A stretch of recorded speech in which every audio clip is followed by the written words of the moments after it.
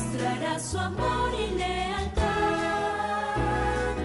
En el diario estudio de nuestra lección y la palabra viva de Jesús.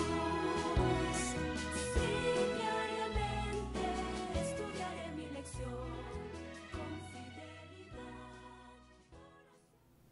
Muy buenos días, apreciados amigos y hermanos, el Señor nos bendiga. Muchísimas gracias por estar en sintonía de Radio Advenimiento y TV Advenimiento. Muchísimas gracias. Usted que va para su trabajo, va para la oficina, va en su medio de transporte o está desayunando, buen provecho. Gracias por desayunar con nosotros, acompañado del repaso de la lección, del estudio de la lección de escuela sabática.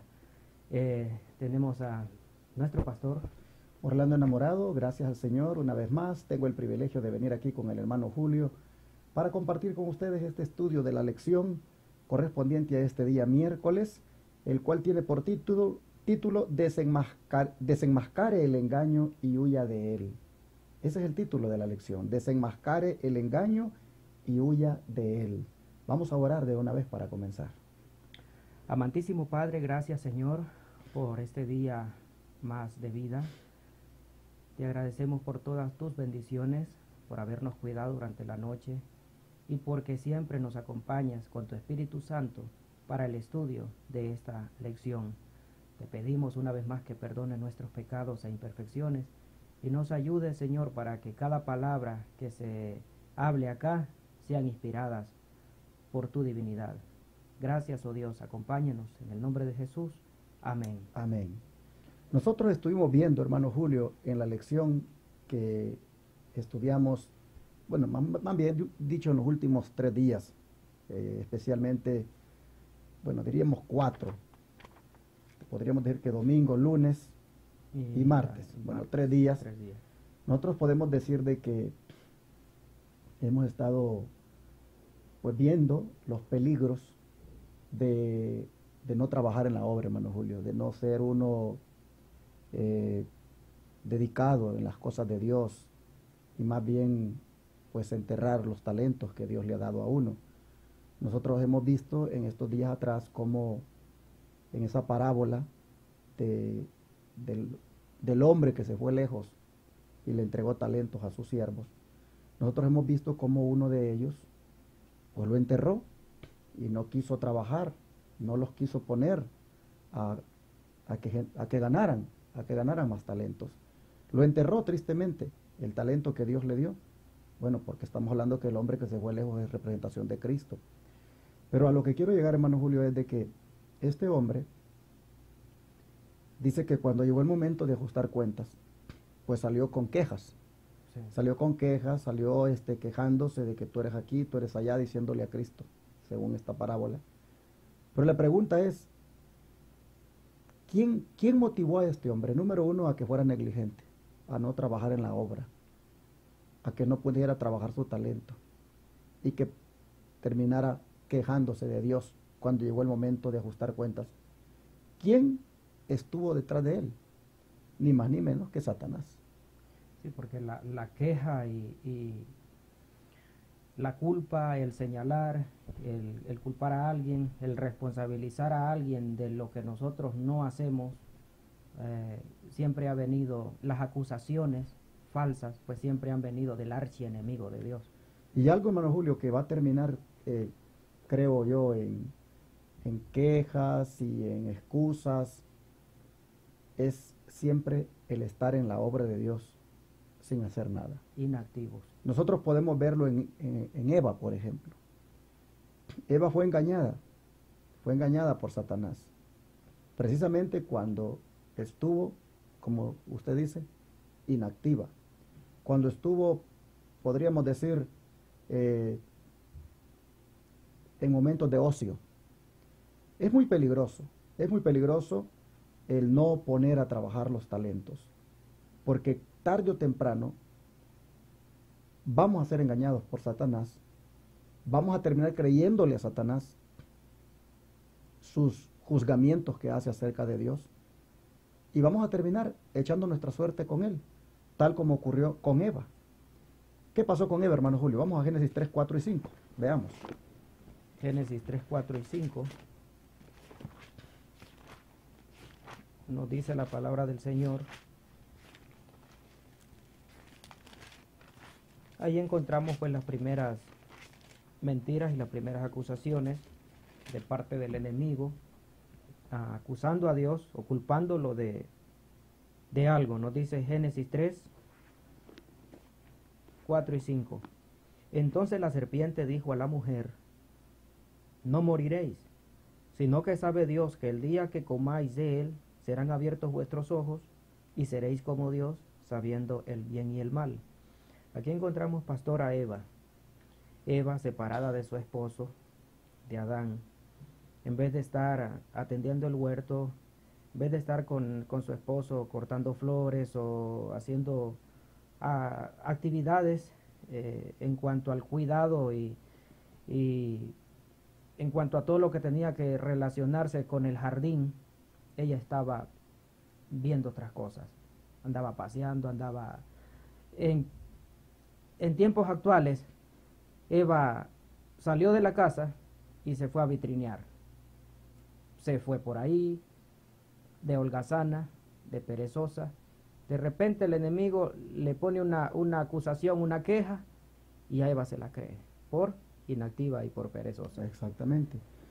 Y vino el Señor aquí precisamente a desvirtuar esas acusaciones que Satanás hizo en contra de Dios, porque prácticamente al decirle a Eva de que Dios no quería que ellos comieran de aquel árbol, porque serían abiertos los ojos de ellos y serían como dioses sabiendo el bien y el mal, prácticamente les estaba diciendo de que Dios era injusto, de que Dios no los quería, que Dios no los amaba, que Dios realmente estaba impidiéndoles que ellos alcanzaran pues ese privilegio de llegar a ser como dioses sabiendo el bien y del mal, y el bien y el mal. Entonces prácticamente era una acusación.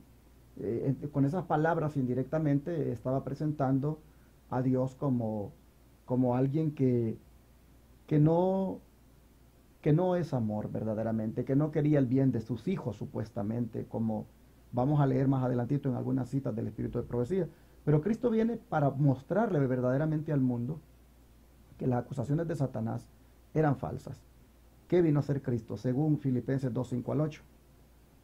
Nos dice: haya pues en vosotros este sentir que hubo también en Cristo Jesús, el cual siendo en forma de Dios, no estimó el ser igual a Dios como cosa que aferrarse, sino que se despojó a sí mismo, tomando forma de siervo, hecho semejante a los hombres, y estando en la condición de hombre, se humilló a sí mismo, haciéndose obediente hasta la muerte, y muerte de cruz. Aquí encontramos que todas las acusaciones de Satanás son falsas, como indirectamente le estaba diciendo a Eva en el jardín del Edén. Le dijo: ¿sabes qué? Dios es un tirano, Dios es un déspota, es un egoísta, porque Él no quiere que ustedes sean como Él. Ya Adán y Eva tenían la misma naturaleza de Dios porque eran semejantes a Dios. Fueron hechos semejantes a Dios, eran como los ángeles. Entonces el enemigo sembró la cizaña, como dijo Jesús en otra parábola: el que siembra la cizaña es el diablo. Y Jesús tuvo que venir, pastor, no solamente para demostrarle a Adán y Eva las falsas acusaciones de Satanás, sino que a todo el mundo que no había pecado. Hay una declaración con respecto a estas palabras de Pablo en relación con Cristo, que viene aquí a la tierra y no toma en cuenta el ser igual a Dios como cosa que aferrarse, sino que se anonada y se hace siervo. Dice la sierva del Señor Elena White, aquí en la Biblia de Estudio, dice: después de que Cristo descendió en abandonar su suprema autoridad, en descender de una altura infinita para tomar la humanidad, pudo haber tomado para sí cualquier condición de ser humano que hubiera elegido. Pero la grandeza y la jerarquía eran nada para él, y escogió la más humilde forma de vida. Belén fue el lugar de su nacimiento. Por un lado, su ascendencia era pobre, pero Dios, el dueño del mundo, era su padre. Bien pudo haber escogido la forma de vida de un millonario. Bien pudo haber tomado para sí cualquier condición de ser humano que él hubiera querido elegir. Un hombre rico, pero escogió digamos, la forma que la mayoría tiene, la forma de un pobre. Es interesante esto porque Dios, el dueño del mundo, era su padre. Y él aquí, sin embargo, andaba como un siervo. Dice que en su vida no hubo vestigios de lujo, comodidades, complacencia propia, ni deleites, sino que fue una sucesión continua de abnegación y sacrificio propio. De acuerdo con su humilde nacimiento, indudablemente no tuvo grandeza ni riquezas para que el creyente más humilde no pudiera decir que Cristo nunca supo lo que era la angustia de la pobreza apremiante. Si hubiese poseído la apariencia de la ostentación exterior, de las riquezas, de la grandeza, los más pobres habrían evitado su compañía. Miren qué interesante. Por eso escogió la condición humilde de la gente mucho más numerosa, es decir, la condición de la pobreza. Jesús hizo eso, hermanos, para que de esa forma pudiera alcanzar a la gran mayoría de gente. Bueno, Él viene en esa forma para refutar las falsas acusaciones del archienemigo de nuestras almas, dice aquí la lección, porque desde el principio a Eva le inculcó esa duda acerca de Dios al decirles, Él no quiere que coman de este árbol porque sabe que si comen, sus ojos se van a abrir y van a conocer el bien y el mal, van a ser como dioses. Pero hermanos, este engaño del enemigo, miren ustedes, como decía el hermano Julio, en el momento que llegó, cuando Eva no estaba activa, cuando Eva no estaba ocupada en la obra, porque tiene que esta lección mirarse en el contexto de las otras, en el contexto del título general que es velando y esperando. Eva no estaba velando. Eva sin duda estaba descuidada. Por eso los engaños casi siempre van a llegarle a la persona que no está ocupada en la obra de Dios. Si tú, hermano, hermana, te ocupas en esta obra, en predicar el mensaje, en ver cómo haces para que se predique este mensaje, hermano, tú no vas a ser engañado fácilmente. Y es triste, hermano Julio, pero la gran mayoría de miembros de iglesia está prácticamente desocupada. La gran mayoría de miembros de iglesia no está haciendo nada. Están, pues, solamente allí, yendo los sábados a la iglesia, así como llegan, se van. Algunos no están compartiendo con otros el mensaje, otros no están ni siquiera apoyando los programas de evangelismo de la iglesia. Realmente es un peligro, porque de estar así, hermanos, o de continuar estando así, es peligroso que se llegue a caer en la condición del siervo malo y negligente que escondió el talento, o ser engañados como lo fue Eva. Hablando de estas acusaciones que Satanás hizo en contra de Dios para con una mujer desocupada como lo fue Eva, hablando de estas acusaciones, el Espíritu de Profecía en el Camino a Cristo, hermano Julio, ¿qué dice? Satanás indujo a los hombres a concebir a Dios como un ser cuyo principal atributo es una justicia inexorable, como un juez severo, un duro, estricto acreedor. Pintó al Creador como un ser que está velando con ojo celoso para discernir los errores y faltas de los hombres, para visitarlos con juicios. Por esto vino Jesús a vivir entre los hombres, para disipar esa densa sombra, revelando al mundo el amor infinito de Dios. Amén, amén. Así es que aquí encontramos de que el archienemigo de Dios había acusado falsamente a nuestro Creador, de que era un juez severo, un duro, un estricto, y manchó de una pintura negra el gran cuadro del jardín del Edén, que Dios había hecho a la pareja, a la humanidad, para ser felices y para que vivieran en armonía con las leyes naturales y con las leyes divinas, con la ley del Señor. Y nos dice, sigue diciendo, Satanás representa la divina ley de amor como una ley de egoísmo. Así la representa Satanás. A cada uno de los siervos se les dio talentos. A uno se les dio 5, a otro se le dio 2 y al otro se le dio 1. La misma ley para todos. Era la misma ley. Unos, el de 5 dio otros 5. El de 2 dio otros 2. Era la misma ley, igual para todos. Nada más que el siervo inútil dijo que la ley, ese deber, esa responsabilidad que se le había dado, era demasiada para él. Tuvo miedo y dijo, por eso la escondí. Entonces, es demasiado lo que me has pedido. No se puede, no se puede hacer lo que tú me encomiendas. Me pides guardar la ley y eso es imposible. Eso es lo que representó Satanás a Eva. Le dijo, la ley de Dios es injusta, es egoísta. Y yo quisiera pues hacer una aplicación aquí un poquito fuerte, porque tenemos mucho cristiano evangélico, que tristemente repite lo mismo del siervo malo y negligente. Lo que dice el hermano Julio. Esa ley es imposible de guardar. Esos preceptos son imposibles de obedecerlos. Nadie puede guardar la ley.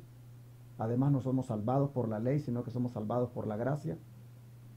Y repitiendo lo del siervo malo y negligente, prácticamente estamos acusando a Dios de darnos leyes que no podemos cumplir.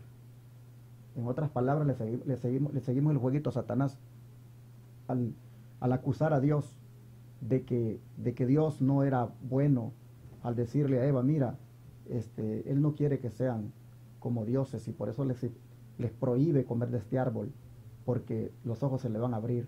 Estaba poniendo a Dios como mentiroso, como injusto, como dice aquí, como alguien que era un juez severo.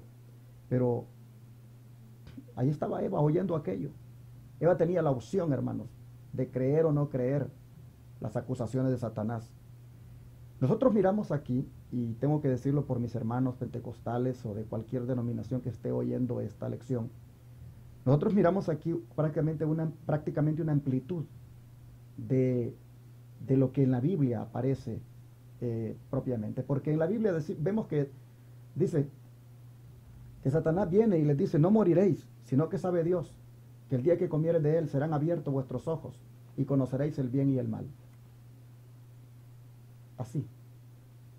Pero Elena White dice, indujo a los hombres a concebir a Dios como un ser cuyo principal atributo era una justicia inexorable, como un juez severo, un duro, un estricto creedor, y pintó al Creador como un ser que está velando con ojos celosos para discernir los errores y faltas de los hombres, para visitarlos con juicio. Nosotros miramos solo aquellas palabras en la Biblia. A la sierva de Dios, Elena White, se le amplía el concepto y se le hace ver de que fue una serie de acusaciones las que pintó sobre Eva. Pero como decía el hermano Julio, esto fue lo que tristemente también reflejó el siervo malo y negligente, cuando dijo, tú cosechas donde no has sembrado, y sé que eres un amo duro, repitiendo prácticamente el siervo malo y negligente las mismas cosas que Satanás inculcó en el ser humano. Pero eso, traído a la vida práctica ahora, lo siguen repitiendo muchos cristianos, al decir, es imposible guardar la ley. La ley no nos salva, es verdad, pero por eso te da el derecho a decir de que ya no es necesario guardarla y que ya esos requerimientos Dios no los pide más. Cuando tú dices, es que esa ley no podemos guardarla, nadie la puede guardar, no estás pensando que estás acusando a Dios de darte algo que tú no puedes hacer, que tú no puedes obedecer. Entonces, ¿dónde queda lo que Pablo dice? Todo lo puedo en Cristo, que me fortalece. ¿Y a dónde queda el otro texto que dice, sin mí nada podéis hacer? Quiere decir que sí, con Él sí lo podemos hacer. Amén. Bueno, hermanos, aquí la sierva del Señor está diciendo cómo el engaño del enemigo ha entrado en ese tipo de personas que tristemente no están activos, no están ocupados desarrollando sus facultades, poniéndolas al servicio de Dios. Allí el enemigo entra y los engaña. Nos dice el espíritu de profecía que si nuestros ojos se abrieran espiritualmente, veríamos ángeles malignos a nuestro alrededor. Escuche lo que dice: si nuestros ojos se abrieran, veríamos en nuestro derredor a los ángeles malignos tramando alguna nueva manera de dañarnos y destruirnos. Pero también veríamos a los ángeles de Dios que con su poder nos amparan, porque el ojo vigilante de Dios está siempre sobre Israel, no para acusarnos, no para darnos juicios, nos dice que está para el bien, y Él protegerá y salvará a su pueblo si éste confía en Él. Es completamente diferente al cuadro que presenta Satanás, que dice que el ojo de Dios está para acusarnos, como un juez duro y severo. La sierva del Señor dice que el ojo de Dios está sobre sus hijos, pero para darnos el bien, para darnos misericordia, para darnos amor, para darnos ternura. Y nos sigue diciendo, para darnos protección y para darnos salvación. Y Él protegerá y salvará a su pueblo si éste confía en Él. Cuando el enemigo irrumpa como una inundación, el Espíritu del Señor enarbolará un estandarte contra Él. Y ese estandarte contra Él, lo digo en forma personal, es el trabajo, es la obra misionera, es el trabajar para el Señor, es un estandarte poderoso contra las acechanzas del enemigo. Además de todo lo que el Señor nos da, pastor, nos ha dado el trabajo, el predicar, el compartir con otros el amor de Cristo, el buscar las almas perdidas, el buscar a las ovejas y llevarlas al redil. Ese trabajo misionero es un poderoso estandarte para que nosotros, pastor, no estemos acusando a los hermanos, no estemos criticándoles, no nos estemos quejando, no estemos haciendo nada. Y nos sigue diciendo la sierva, dijo el ángel, recuerda que estás en terreno encantado. Vi que debemos vigilar y ponernos la armadura completa. Y entre esa armadura está vestir el calzado de tus pies, y el calzado representa hacer el trabajo misionero, embrazando el escudo de la fe para permanecer en pie y para que no nos dañen los ígneos dardos del maligno. Aquí está, debemos vigilar y ponernos la armadura completa. Si Eva hubiera estado vigilando, la lección se llama velando y a ver, me olvidó el nombre ya. Velando y esperando. Velando y esperando. Si Eva hubiera estado velando, o sea, vigilando, hubiera discernido los engaños de Satanás. Si el siervo malo y negligente de la parábola hubiera estado vigilando, no hubiera sido engañado también por el enemigo para que prácticamente enterrar el talento y luego terminar acusando a Dios. Así que lo que estamos aprendiendo aquí es que hay que ver el engaño de Satanás y huir de él. Y la mejor forma de huir es poniéndonos a trabajar en la obra del Señor. ¿Qué revela, dice la lección, la anhelante voluntad de Dios para ayudarnos a vencer nuestros defectos y aún la pereza? Vamos al Salmo 20, versos 1 y 2. Salmo 20, 1 y 2 nos dice, Jehová te oiga en el día de conflicto, el nombre del Dios de Jacob te defienda, te envíe ayuda desde el santuario y desde Sión te sostenga. Ok, aquí nosotros vemos que Dios está dispuesto, hermanos, a ayudarnos a vencer nuestros defectos. Si tenemos la tendencia, hermanos, de pues no ser dedicados, no ser esmerados en la obra, si tenemos la tendencia de no trabajar en los ministerios que Dios quiere que nos desarrollemos, pidámosle a Dios ayuda. Él está en el santuario, más que dispuesto a escucharnos. Pidámosle a Él, hermanos, a que nos quite este letargo, esta indiferencia, este desgano. Y Él, desde el santuario, dice, nos va a mandar la ayuda. ¿Qué más sigue diciendo la Biblia? Nos dice el versículo 7, estos confían en carros y aquellos en caballos, mas nosotros, del nombre de Jehová nuestro Dios, tendremos memoria. Ellos flaquean y caen. ¿Quiénes? Los que confían en carros y caballos. Dice que ellos flaquean y caen, mas nosotros nos levantamos y estamos en pie. Salva Jehová, que el Rey nos oiga en el día que lo invoquemos. Amén. Aquí tenemos el antídoto, mis hermanos, para cuando asalte la duda, cuando el enemigo nos ponga alguna acusación, alguna queja, invoquemos el nombre del Señor. Y el Salmo 94, versos 17 y 18, dice así la palabra del Señor.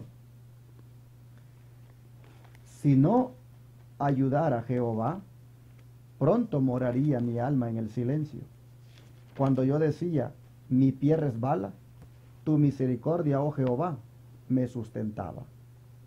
En otras palabras, todo defecto y aún la pereza, como dice aquí la pregunta, puede ser desarraigada de nosotros si tan solo oramos a Dios pidiéndole que nos quite eso. ¿Por qué? Porque, hermanos, ya nosotros vemos que eso trae resultados nefastos en la vida espiritual. Yo quiero decirle a usted que me está mirando o que me está oyendo, si hace tiempos tiene de ser un espectador nada más en la iglesia, si hace tiempo tiene nada más de que llega y se sienta y se está dando a la tarea solamente de juzgar, de criticar, de dudar, de cuestionar, hermano, pídale a Dios perdón por esa actitud y póngase a trabajar en la obra y no tendrá tiempo para eso. Amén. El enemigo le quiere engañar, quiere que al final usted termine acusando a Dios, como lo hizo el siervo malo y negligente, y por lo tanto en esta lección usted puede ver que eso es muy peligroso, y es mejor que se aparte de ese engaño que el diablo le está introduciendo y huya de él. Pídale a Dios ayuda. Desde el santuario vendrá la ayuda para usted. Cada impulso del Espíritu Santo que conduce a los hombres a la bondad y a Dios es registrado en los libros del cielo, nos dice palabras de vida del gran maestro.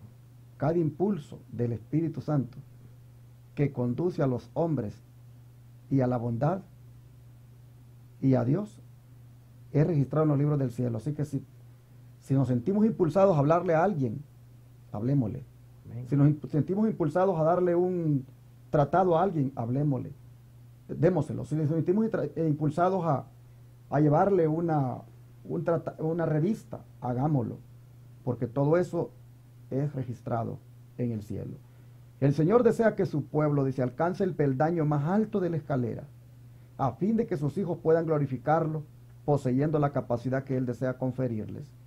Por la gracia de Dios se ha hecho toda provisión necesaria para que revelemos que actuamos según planes mejores que aquellos que emplea el mundo. Aquí en este ministerio, hermano Julio, que Dios nos ha puesto a hacer, como es de radio y televisión, pues nosotros estamos viendo cómo poder llevarle algo a la gente. Nosotros justamente en este momento estamos yendo de viaje a Seattle. Estamos en una gira misionera, predicamos en Santa Fe el sábado pasado. Hoy estamos grabando por aquí en una parada que hemos hecho donde nos hemos quedado a dormir. Y luego le continuamos para seguir nuestra ruta. Y estamos siempre viendo a ver cómo estamos ocupados en esta obra. Amén. Y porque sabemos de que el Señor nos ha encomendado una misión que es de llevar este mensaje. Y esta lección de escuela sabática está llegando a muchísimas personas, tanto por la televisión como por la radio, como también por el internet. Y tenemos, hermano Julio, que usted y yo, mientras vamos viajando, siempre estar pensando cómo es que vamos a grabar la próxima lección. Tenemos que estar pensando dónde la vamos a grabar. Tenemos que estar pues ocupados en esta obra, porque mente desocupada es taller de Satanás. Y me gusta de que dice de que nosotros revelemos que actuamos según planes mejores que aquellos que emplea el mundo. El mundo emplea planes diferentes a los que el Señor emplea para nosotros. Y a veces el Señor tiene que desarraigar, cortar un plan que usted tiene en mente, porque Él tiene planes mejores para usted. Así que pida la sabiduría de Dios, pídale en qué trabajar en el ministerio. A lo mejor esa carrera, ese estudio, algo se quebró y usted dice, ya no pude seguir.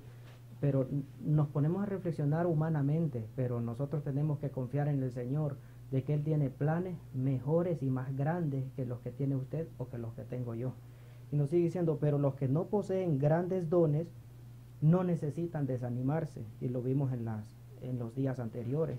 Puse un ejemplo de una hermana que tiene grandes talentos, que sube a la plataforma, que canta, que no le da miedo agarrar el himnario y sacar un himno, predica, pero hay otras hermanas que les da miedo pasar a la plataforma, les tiemblan los pies, pero son buenas hermanas, con un tierno corazón, saben cocinar, saben visitar, dan una revista, agarran el teléfono y les llaman a las personas. O sea, no se preocupe si usted no tiene grandes dones, usen los tales, los que tienen, vigilando fielmente todo punto débil en sus caracteres y procurando fortalecerle por la gracia divina. Palabras de vida del Gran Maestro, página 292. Vamos a orar, hermanos, vamos a darle gracias a Dios por esta lección que viene pues advirtiéndonos del engaño del enemigo y cómo nosotros podemos evitarlos si tan solo nos ponemos a vigilar y a actuar en la obra de Dios. Oremos. Amante Dios y Padre, hoy hemos visto cómo Satanás está pronto para engañarnos, haciéndonos, Señor, creer cosas de Dios que no son, como por ejemplo que Él es duro, como por ejemplo que Él es un juez severo, como por ejemplo de que Él realmente es egoísta porque no quiere que tengamos conocimientos superiores, como por ejemplo también de que los mandamientos de Él son demasiado difíciles de guardar y que nos lo ha dado y que son cosas imposibles. Pero Padre, nosotros hemos visto que todos esos engaños que Satanás ha introducido para que nosotros los creamos, siempre, Señor, han sido creídos cuando nosotros tomamos la decisión de no vigilar, de no obrar, de no estar ocupados empleando los talentos que tú nos has dado. Caso bien claro ha sido el de Eva, como tristemente fue engañada en el jardín del Edén. Caso bien claro ha sido el de el siervo malo y negligente de la parábola. Y por lo tanto, Señor, hoy, siendo conscientes de que también nosotros hemos caído en esa trampa del enemigo y le hemos creído muchas de sus acusaciones, y que nosotros mismos, Padre, no hemos estado trabajando en esta obra, hemos sido perezosos. Señor, siendo conscientes de todo esto, te queremos pedir perdón y por favor que nos ayudes y que despiertes en nosotros un espíritu de misión, un espíritu de entrega, un espíritu de ver qué hago por esta causa, de ver cómo me pongo a servir, cómo desarrollar mis talentos para la gloria de mi Dios. Padre, por favor, te pedimos que perdones nuestro pecado y Espíritu Santo, por favor, toca nuestras vidas. Muévenos a la acción misionera. Muévenos, Señor, a vigilar, a actuar, a trabajar y así refutar todo engaño que el enemigo nos quiere introducir. Gracias, Padre, por la lección. En el nombre de Jesús. Amén. Todo fiel discípulo del buen Jesús demostrará su amor y lealtad.